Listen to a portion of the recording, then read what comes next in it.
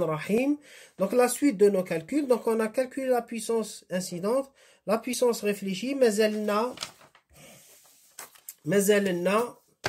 la puissance transmise. La puissance transmise, hein, je fais la même chose, Dikima à l'incidente, la même direction, puisque c'est une onde progressive. Donc S C carré sur ρ2 V2 cosinus carré oméga t moins K2x. Donc voilà, je trouve ça. Maintenant, je voudrais calculer les valeurs moyennes. Les valeurs moyennes. Or, la valeur moyenne de la puissance incidente, c'est l'intégrale. Le calcul de cette intégrale temporelle sur une période. 1 sur t, la définition de la valeur moyenne. Donc, la valeur moyenne de cosinus carré, c'est 1/2. Ça, c'est un résultat connu à ne pas démontrer. D'accord? Alors, c'est S A carré sur 2 fois ρ1 V1. Avec le cosinus carré, je l'ai remplacé par 1/2, son intégrale sur une période. D'accord? Sa valeur moyenne plutôt sur une période. Alors, pour la puissance réfléchie instantanée, alors la puissance, je l'ai notée avec 2 barres ici pour distinguer cette puissance de la pression.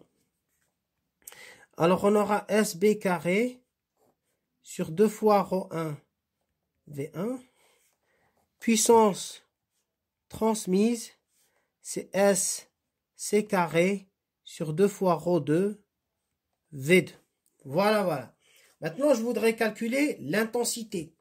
Ah, si, hein.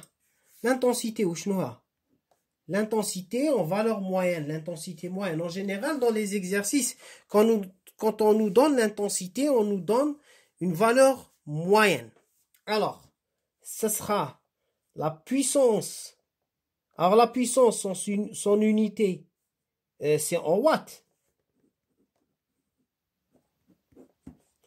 L'intensité, c'est la puissance par unité de surface. Donc, l'intensité incidente, puissance incidente, elle est S. L'intensité réfléchie, c'est la puissance réfléchie, elle est S.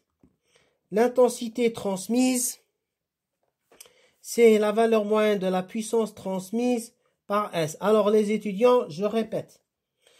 Ceci, dans nos exercices, les intensités sont données en valeur moyenne, toujours. Parce qu'il n'est pas intéressant de faire le calcul de l'intensité, plutôt, il est plus intéressant de faire le calcul d'intensité moyenne. Pourquoi? Parce qu'un appareil, un détecteur, quand il va détecter une intensité, il va détecter sa valeur moyenne. Il va faire une moyenne dans le temps. Il ne va pas nous donner à chaque 1 milliardième de seconde une valeur. Et ça dépendra de la précision de l'appareil, de sa sensibilité. Donc c'est pour ça qu'on dans les exercices, on attaque soit une onde acoustique de puissance ou d'intensité égale 12 watts par mètre carré. Mithal. D'accord? Donc c'est une valeur moyenne. C'est pour ça que j'ai pas mis les crochets ici et j'ai laissé comme ça. Maintenant, là, c'est des intensités moyennes. Si je remplace ici, qu'est-ce que je vais trouver?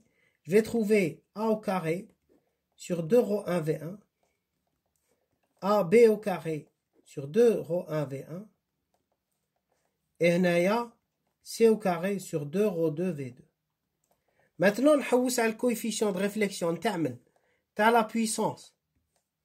C'est quoi? C'est la puissance réfléchie, elle a la puissance incidente moyenne. Qu'est-ce que je trouve? Je trouve B carré sur A carré. هايليك نحكم هذه au carré على هذه au carré. نلقى le résultat ديالي اللي هو le coefficient de réflexion en pression. Mais au carré. ياك B على A. Coefficient de réflexion en pression. صح. واش عندي ثاني؟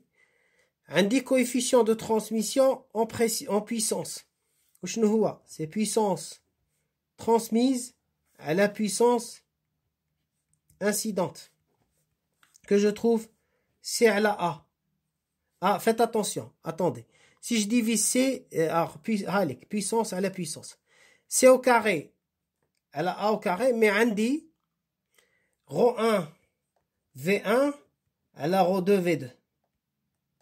Ça, voilà, les impédances. Donc, j'aurai coefficient transmission en pression.